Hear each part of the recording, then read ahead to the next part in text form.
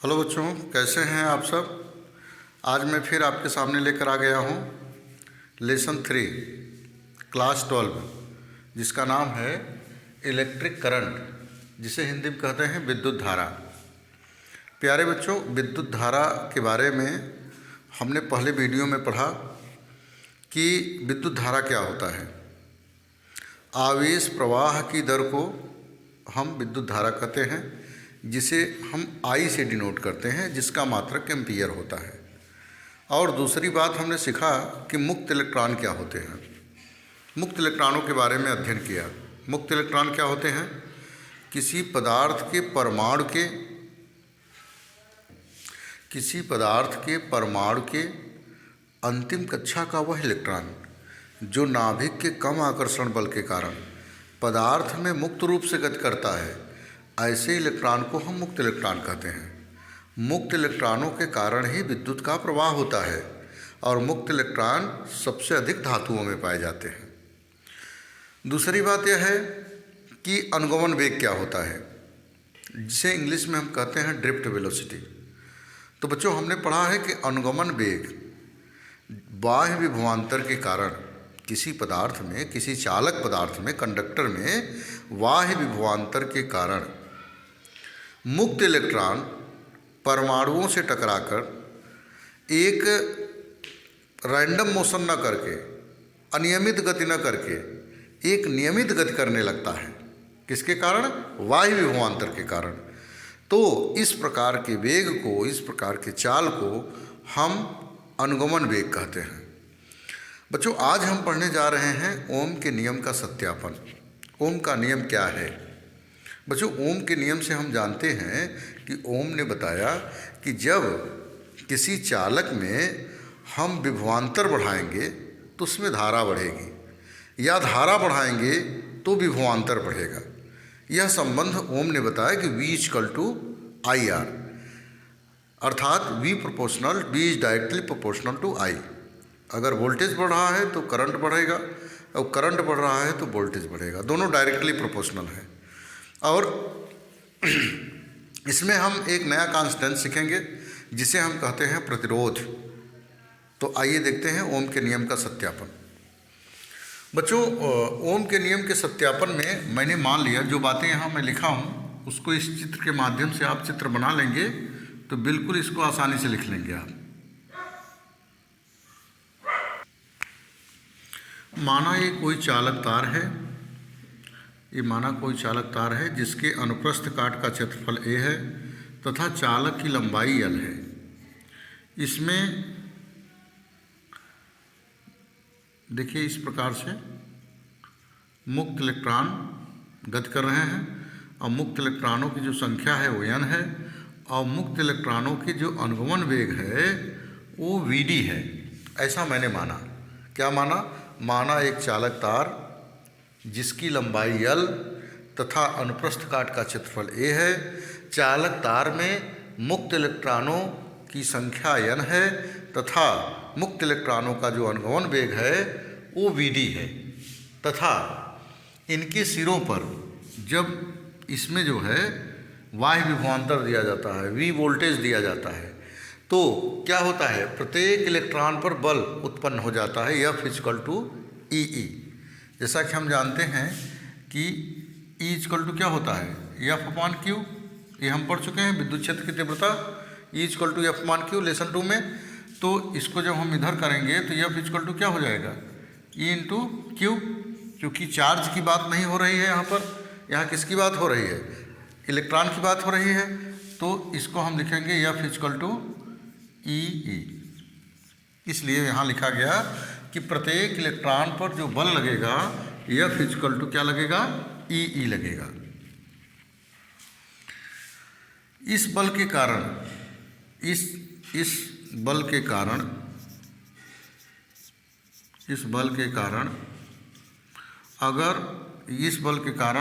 यदि उत्पन्न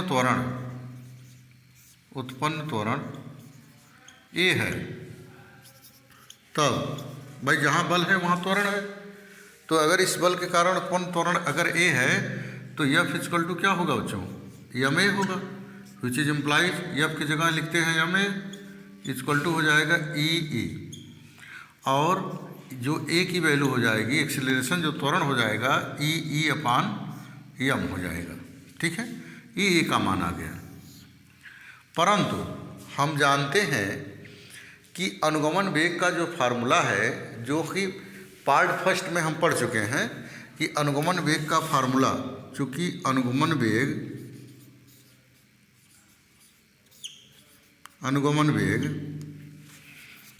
क्या है बच्चों? वायु विभवांतर के कारण किसी पदार्थ के जो मुक्त इलेक्ट्रॉन हैं वह अनियमित गति न करके एक नियमित गति करने लगते हैं। उस नियमित गति को हम क्या कहते हैं? अनुगमन वेग कहते हैं, जिसे हम वी डी से व्यक्त करते हैं। तो वी डी इक्वल टू क्या हो जाएगा? होता है ए टाउ। क्या होता है? ए टाउ। तो ए का मान यहाँ हम पुटअप करते हैं, तो वी डी इक्वल टू हो जाएगा ई ई अपान एम इंटू टाउ। ये वी डी इक्वल टू हो गया, ये वी डी की वैल्यू आ गई। अब हम जानते हैं कि विद्युत धारा और अनुगमन वेग में संबंध। विद्युत धारा, चूँकि हम जानते हैं कि आई इक्वल टू होता है N E A V D, N E A V D. विद्युत धारा आई तथा अनुगमन वेग वी डी में संबंध होता है। अब हम क्या करेंगे? इस वी डी की वैल्यू यहाँ पुटअप कर देंगे। आइए पुटअप करते हैं।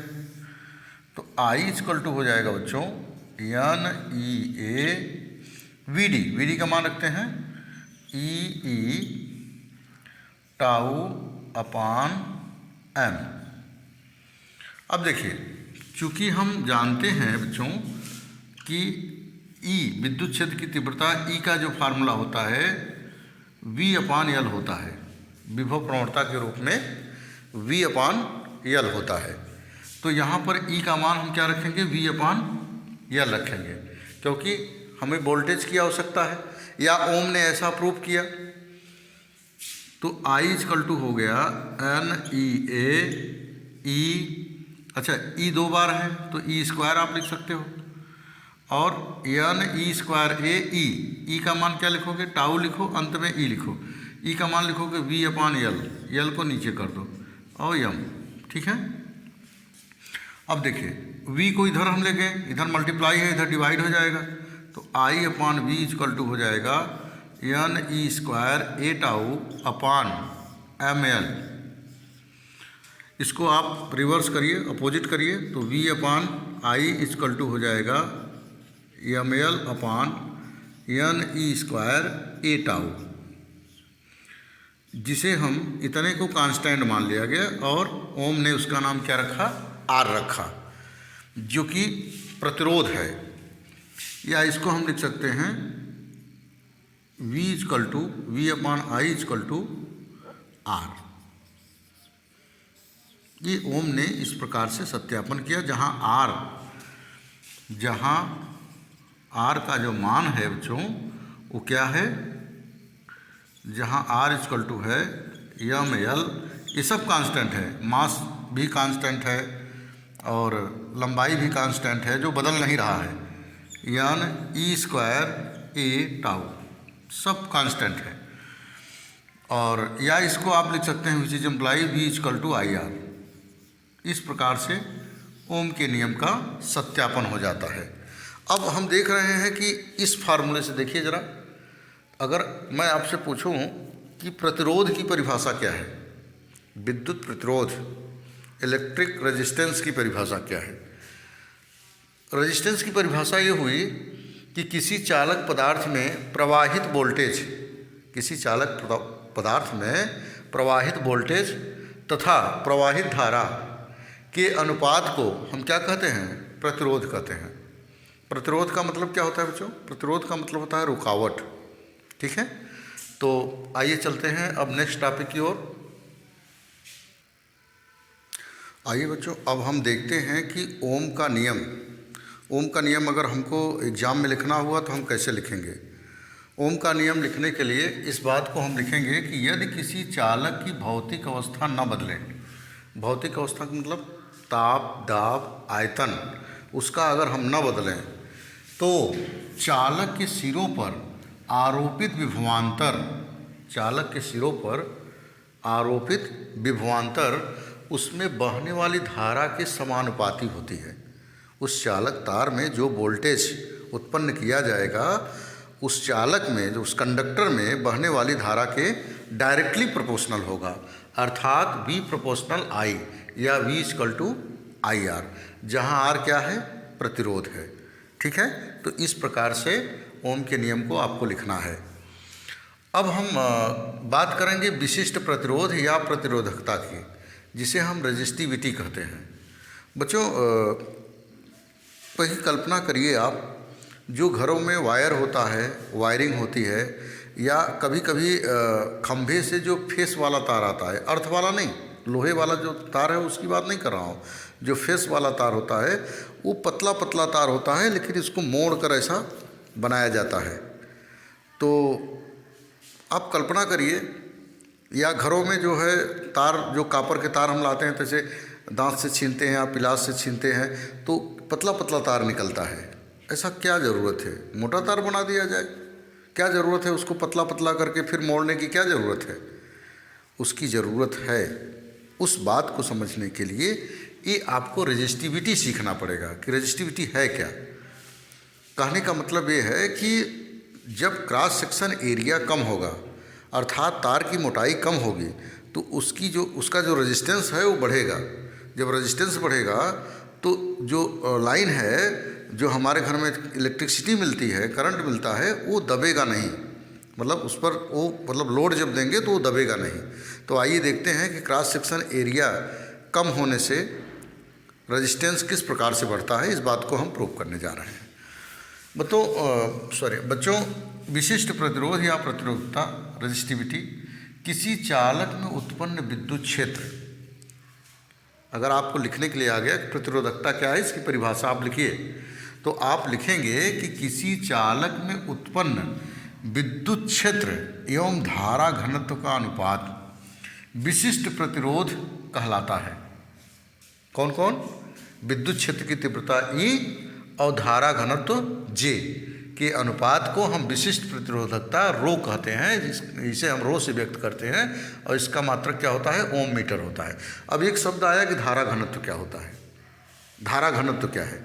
तो बच्चों, अगर कोई वायर है, ऐसा हो सकता है, ऐसा वायर हो सकता है, जो भी वायर है उसमें, जैसे वायर है उसमें इसका क्रॉस सेक्शन एरिया ए है, इस वायर का क्रॉस सेक्शन एरिया क्या है, ए है।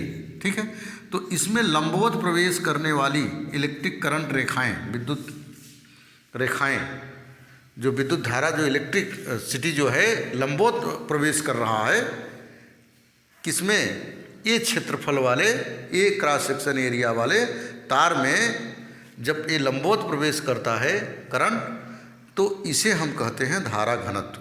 क्या कहते हैं? धारा घनत्व कहते हैं।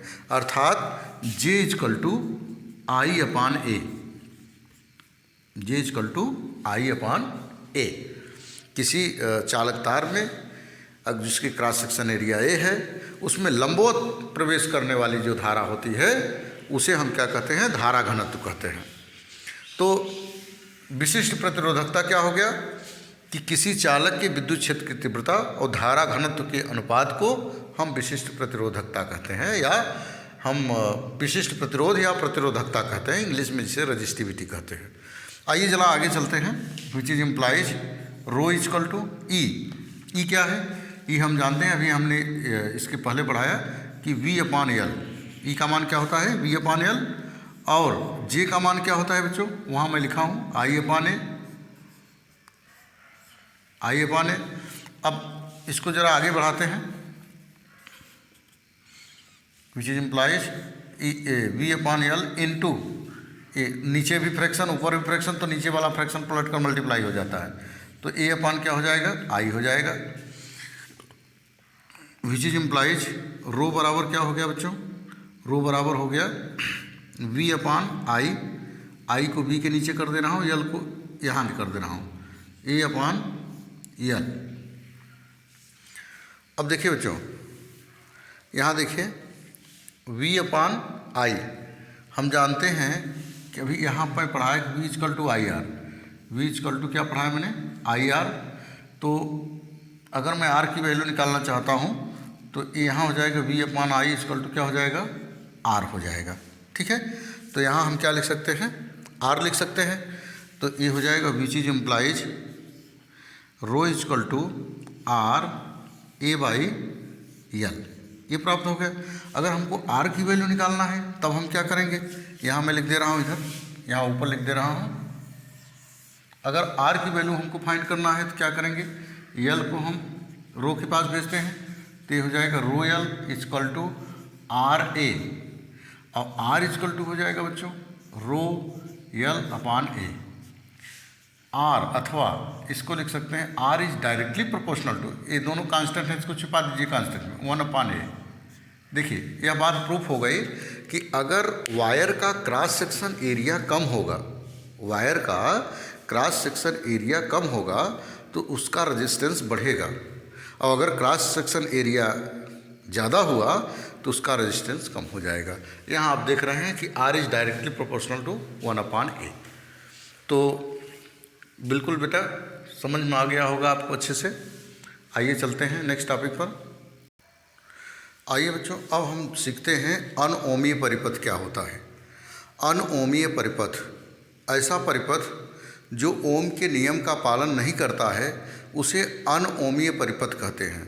1 नंबर में लिखने के लिए आता है, या तो हमसे पूछ सकता है कि ऑप्शन में कि इसमें कौन सा अनओमीय परिपथ है, तो उसके लिए मैंने उदाहरण भी लिखा है कि डायोड, ट्रायोड, ट्रांजिस्टर तथा थाइस्टर, ये सब क्या हैं, अनओमीय परिपथ हैं। परिभाषा आप कैसे लिखेंगे कि जो परिपथ ओम के नियम का पालन नहीं करते हैं उन्हें अनओमीय परिपथ कहते हैं, जैसे डायोड, ट्रायोड, ट्रांजिस्टर तथा थाइस्टर। तो ये वीडियो आपको कैसा लगा बेटा बच्चों, हमको ज़रूर बताइएगा, और वीडियो को ज़्यादा से ज़्यादा प्रमोट करिए, जिससे कि ज़्यादा से ज़्यादा लोग जो है इसको पढ़ सकें और इसका लाभ ले सकें। Thank you.